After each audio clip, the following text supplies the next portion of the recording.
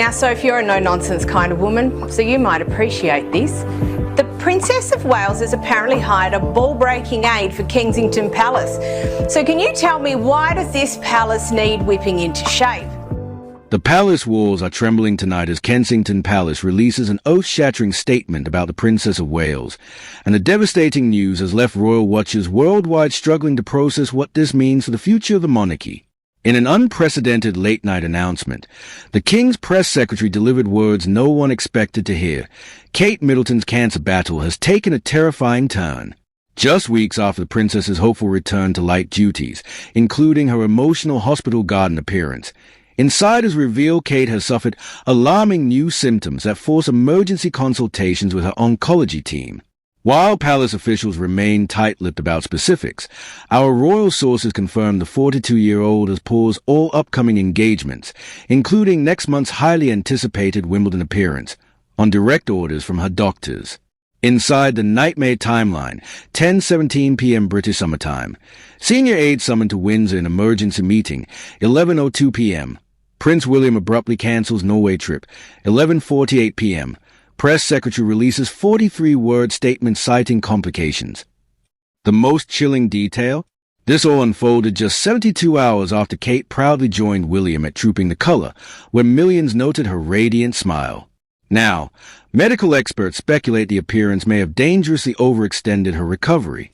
Dr. Priya Singh, London Oncology Centre Director, who has no direct knowledge of Kate's case, warns, when cancer patients suddenly halt treatment plans, it typically indicates either aggressive recurrence or intolerable side effects.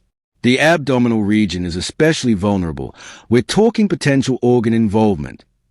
Yet amidst the panic, one heartbreaking photo says it all. Prince William's ashen face glimpsed through a car window leaving the London clinic at 3 a.m., his clenched fist telling a story no press release ever could. Sources confirm George, Charlotte, and Louis remain blissfully unaware of the severity, with Kate insisting on maintaining their routines. But palace staff report the princesses quietly doubled their bedtime story sessions, as if memorizing every giggle. Meanwhile, Carol Middleton has moved into Adelaide Cottage indefinitely, turning the kitchen into a round-the-clock soup station. Global outpouring #WeLoveYouKate now trends worldwide as fans share throwback clips of her happiest royal moments. Notably absent? Any comment from Harry and Meghan, though their Netflix crew was spotted filming in London this morning. What happens next? With the summer royal calendar in disarray, all eyes turn to 1. July 8th, planned Buckingham Palace garden party. 2. July 14th, Wimbledon finals, Kate's traditional appearance. 3. August, Balmoral summer retreat. A palace insider admits her team is rewriting plans hour by hour. The unthinkable is now on the table, a potential year-long withdrawal from public life. I wanted to take this opportunity to say thank you personally for all the wonderful messages of support and for your understanding whilst I've been recovering from surgery. The racing world stood still today as Royal Ascot's gates opened without its brightest star. Kate Middleton, the Princess of Wales whose fashion moments have become as iconic as the event itself, was conspicuously absent from the 2025 proceedings, a devastating development that has sent shockwaves through royal circles and beyond. What began as whispered concerns in palace corridors exploded into front-page headlines when Kensington Palace confirmed the unthinkable. The princess would miss a most anticipated appearance of the season. The announcement came just hours before the royal procession, sending staff scrambling to rearrange seating plans and leaving fans worldwide reeling. Multiple sources confirmed this was no planned absence. Kate had reportedly selected a stunning champagne-colored gown by Jenny Packham and completed final fittings just days prior. The 11th hour cancellation, the palace's tersest statement in recent memory, speaks volumes about the fragility of her recovery. Royal correspondents note the carefully worded message contained none of the usual hopeful qualifiers about looking forward to future engagements. The visual of Prince William arriving alone cut particularly deep. Dressed immaculately in morning suit and top hat, his repeated glances toward the empty space beside him betrayed what no palace statement could. Veteran royal observers spotted subtle but telling signs. The unusual stiffness in his posture, the forced smiles that never reached his eyes. This wasn't just a missing spouse, noted body language expert Mark Bowden. This was a man carrying the weight of a family crisis into the spotlight. Medical experts suggest the cancellation's timing reveals troubling developments. For a patient to withdraw from a seated, low-exertion event like ASCOT suggests either alarming new symptoms or treatment complications, explained Dr. Sarah Matthews, an oncologist unaffiliated with Kate's care. The princess's chemotherapy regimen, while reportedly progressing well, is known to cause unpredictable fatigue and nerve pain that can strike without warning. Fashion houses accustomed to competing for Kate's ASCOT spotlight struck a different tone this year. There will be other races, other years, said designer Amelia Wickstead, who had created potential looks for the princess. What matters now is her healing. The sentiment echoed across social media, where #WeMissYouKate trended worldwide, accompanied by throwback images of her most memorable ASCOT moments. Behind Windsor's walls, a different scene unfolded. Sources describe Kate watching the races via private livestream, surrounded by homemade get-well cards from well-wishers. The children reportedly staged their own garden ASCOT, with Louis presenting his mother with a crown woven from meadow flowers. These quiet moments of normalcy, so different from the glittering event she missed, may hold the key to her recovery. As the royal family faces a summer of recalibrated expectations, one truth becomes clear. Kate's journey back to public life cannot be rushed. Her absence today wasn't merely a cancelled appearance. It was a powerful statement about the realities of cancer treatment and the courage required to prioritize health over duty. When she does return to ASCOT's lawns, the celebration won't be about the outfit she wears, but the incredible strength it took to come back. The Princess of Wales pulled out of a planned appearance at the Royal Ascot on June 18th, hours before she was set to return to the annual horse race alongside Prince William, Kensington Palace confirmed to NBC News. The Royal Ascot stand stood eerily silent at 1:17 p.m. last Tuesday when the unthinkable happened. The royal carriage arrived without its crown jewel. Kate Middleton, the Princess of Wales, whose annual Ascot fashion moments have become as much a tradition as the races themselves, made the heartbreaking decision to withdraw just 30 minutes before the procession began. The 11th hour cancellation, announced via a toast Kensington Palace statement, sent shockwaves through the royal world and laid bare the brutal unpredictability of cancer recovery. Eyewitnesses report the princess had already been dressed in a breathtaking pale blue Elie Saab gown with matching Jane Taylor hat when she was suddenly overcome by what palace aide described as debilitating fatigue. Her team reportedly scrambled to adjust seating charts and inform dignitaries as Prince William departed alone, his stiff smile and repeated sleeve adjustments betraying the stress of the moment. The images of a solitary William, impeccably dressed but visibly diminished without his wife's radiant presence, instantly became the defining visual of this year's event. Medical experts quickly weighed in on the significance of such a last-minute cancellation. Dr. Hannah Wells, an oncologist unaffiliated with Kate's treatment team, explained that when a patient in recovery cancels a seated, low-energy event like ASCOT, it typically indicates either severe treatment side effects resurfacing or new complications requiring immediate attention. The timing was particularly telling.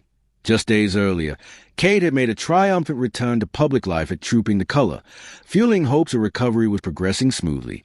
The fashion world reeled from the absence of its royal muse. Designers who had spent months crafting potential ASCOT looks for the princess expressed heartbreak rather than frustration. "We're not measuring her recovery in outfits worn, but in outfits almost worn," confessed one London couturier, revealing Kate had completed 3 fittings for this year's appearance, a marked improvement from earlier in her treatment. Behind the scenes at Adelaide Cottage, a different scene unfolded. Rather than resting in darkness as some imagined, sources confirm Kate watched the races via private livestream, delighting in the hats from afar while surrounded by homemade get-well cards from well-wishers. Her children reportedly staged an impromptu garden ASCOT, with Louis presenting her with a flower crown and Charlotte serving tea from her playset. This painful but necessary withdrawal underscores the complex calculus of Kate's recovery. Each public appearance requires days of preparation and recovery time, precious energy reserves that must be carefully allocated. As Dr. Priya Singh noted, the most luxurious thing a cancer patient can give themselves is the right to say no. While ASCOT 2024 will be remembered for the princess who wasn't there, Kate's absence spoke volumes about modern royalty's evolving priorities. In choosing health over duty, she redefined courage for a new generation. Proving true strength sometimes means knowing when to stay home. The empty space beside William wasn't just a missing princess, but a powerful statement. Recovery isn't linear, and even future queens must listen to their bodies. As the royal family looks ahead to summer engagements, one truth has become clear. Kate's journey back to public life will happen on no schedule but her own. And when she does return to Ascot's hallowed lawns, the applause will celebrate not just her presence, but the profound wisdom she demonstrated in her absence. Kate, the Princess of Wales, opening up about her cancer diagnosis, speaking candidly while visiting a hospital in eastern England, saying the road to recovery is difficult. When the royal carriage arrived at Ascot's hallowed grounds without its most anticipated passenger, the world received a powerful reminder that even princesses must bow to biology. Kate Middleton's last-minute withdrawal from Royal Ascot, one of the most glittering events in the royal calendar, wasn't merely a cancelled appearance, but a profound statement about self-care in the face of illness. Fans worldwide quickly rallied around the absent princess, their social media feeds flooding with messages of support. Her well-being matters more than any hat or dress, wrote one longtime admirer, capturing the prevailing sentiment. This collective response reveals a cultural shift in how we view our public figures, no longer as invincible icons, but as human beings navigating life's unpredictable challenges. The Princess of Wales' absence underscores cancer's cruel capriciousness. Just days before the event, Palace Aide had confidently confirmed her attendance, and Kate herself had reportedly selected a stunning mint green ensemble. Yet chemotherapy's unpredictable effects force an 11th-hour change, a scenario familiar to countless cancer patients who know all too well how treatment can upend even the simplest plans. In stepping back, Kate demonstrates a modern approach to royal duty that prioritizes sustainable health over short-term appearances.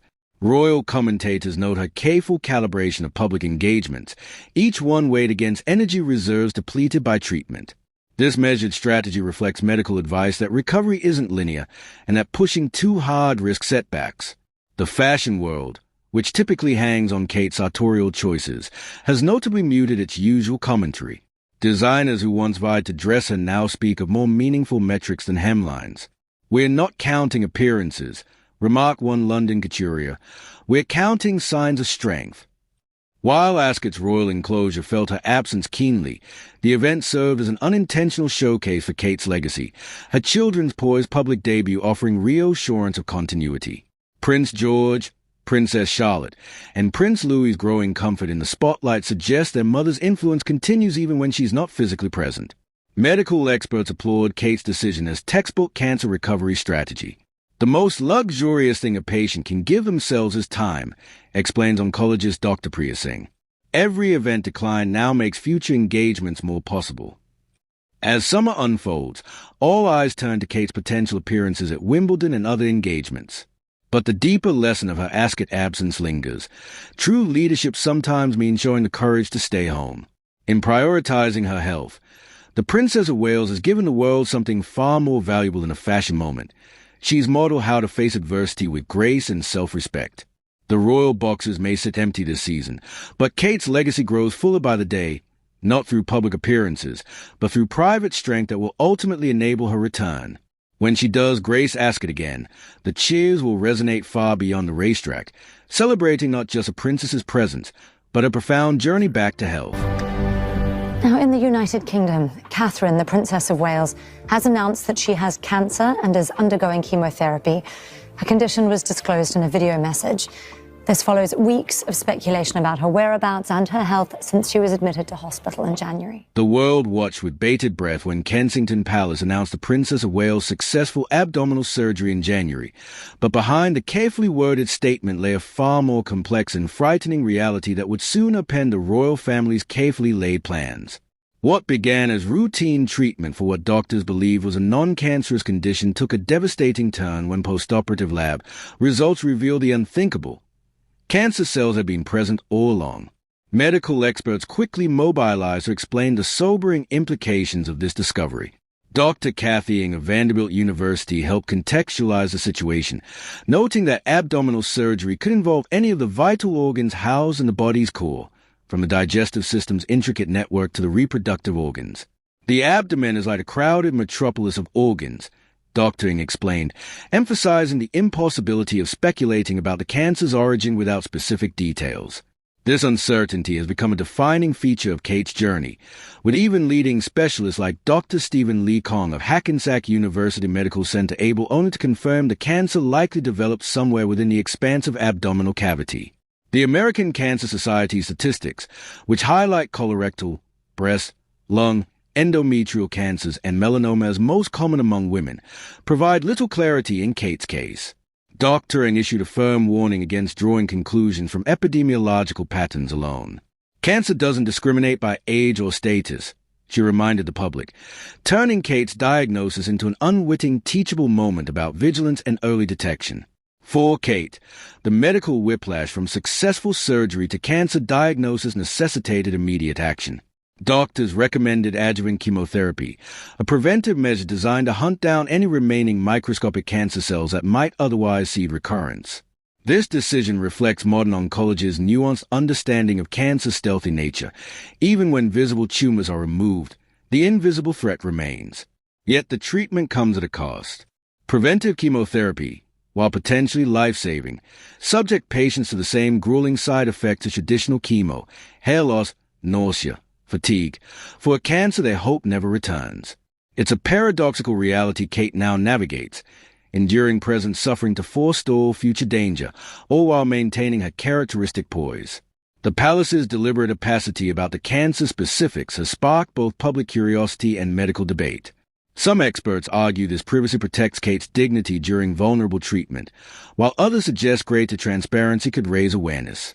What remains undisputed is the diagnosis's profound impact on royal operations, forcing an unprecedented pause in the princess's duties and triggering a family mobilization unseen since Diana's era. As Kate undergoes treatment, her experience has become an unintentional masterclass in modern cancer care's complexities, where success isn't binary but graduated, where prevention can be as arduous as cure, and where even princesses must confront medicine's lingering uncertainties. The road ahead remains unclear, but one truth has emerged. In facing this challenge with characteristic grace, Kate Middleton has reminded the world that cancer respects no titles, and that true royalty lies not in immunity to suffering, but in the courage to face it head-on. Chemotherapy affects the entire body, not just where a cancer started, so it can kill cancer cells that may have spread or metastasized. Behind the palace walls and away from public view, Kate Middleton has been waging a deeply personal battle against cancer, one that has redefined her understanding of strength, duty, and the healing power of love. As the Princess of Wales undergoes preventive chemotherapy, medical experts reveal the sobering realities of a treatment, while intimate family accounts paint a moving portrait of how ordinary moments have become extraordinary medicine. Dr. Lee Kong, a leading oncologist, explains that Kate's chemotherapy regimen serves a crucial but often misunderstood purpose. This type of treatment doesn't prevent cancer from developing initially, he clarifies, but rather targets microscopic cells that might otherwise lead to recurrence. His colleague, Dr. Ng, emphasizes the treatment's triple aim: to improve recovery rates, boost long-term survival chances, and minimize the risk of the cancer returning. The harsh reality of chemotherapy, a systemic treatment that courses through the entire body, lies in its inability to distinguish between cancerous and healthy cells. The very drug designed to stop rapidly dividing cancer cells also assault healthy ones, leading to the grueling side effects Kate has undoubtedly faced: hair loss, crushing fatigue, nausea, digestive distress, and heightened infection risks. I cannot overemphasize how crucial it is for patients to maintain open communication with their oncology team, Dr. Ng stresses, highlighting the importance of managing these side effects through constant medical partnership. In an unprecedented move for a senior royal, Kate has stepped away from her public duties entirely, a decision fully supported by both Prince William and King Charles. Royal commentators note this unified family front has been instrumental in Kate's ability to focus on healing. They were telling her to enjoy these wonderful times with her young family while recuperating, shares Insider Shaw, revealing how the Wales children, George, Charlotte, and Louis, had become unexpected healers in their mother's journey. At Adelaide Cottage, Kate has crafted a sanctuary of normalcy amid the medical storms. The vegetable garden she tends with her children has become more than a hobby. It's living therapy. Watching Louis plant carrots or Charlotte harvest herbs provides moments of pure joy that no medicine can replicate. Similarly, the kitchen has transformed into a heartwarming hub where the scent of baking bread and bubbling chutney, a recipe perfected over years, offer comfort beyond measure. You lose yourself in the art of cooking, Kate told a friend, describing how these simple acts help her breathe more deeply amid the chaos of treatment. The Middleton clan has mobilized as Kate's unwavering support system. Her parents, Michael and Carol, along with siblings Pippa and James, have been described as the anchors of her life, providing steady presence through hospital visits and recovery days. But it's Prince William who has emerged as Kate's rock, a deeply reliable and steady presence, according to friends, who has shouldered both parenting and royal duties to give his wife space to heal. This family-first approach reflects Kate's carefully considered philosophy about her recovery. By waiting to announce a diagnosis until the children's Easter break, she ensured they could process the news together in privacy. Royal biographer Sally Bedell-Smith notes this exemplified Kate's signature blend of thoughtfulness and courage. As Kate gradually resumes some duties, like a touching visit to Colchester Hospital where she planted Catherine's roses with patience, she's rewriting what strength looks like for modern royals. Her willingness to be vulnerable, actually, it's really hard, she confessed about post-treatment life, while finding healing in chutney making and beekeeping offers a powerful model of balanced recovery. The world may watch for her appearance at Wimbledon or wonder when she'll return to full duties, but Kate's most profound lesson lies elsewhere. That true courage sometimes means pausing the weight of crowns to plant one's feet firmly in the comforting soil of home, family, and the simple acts that make life sweet.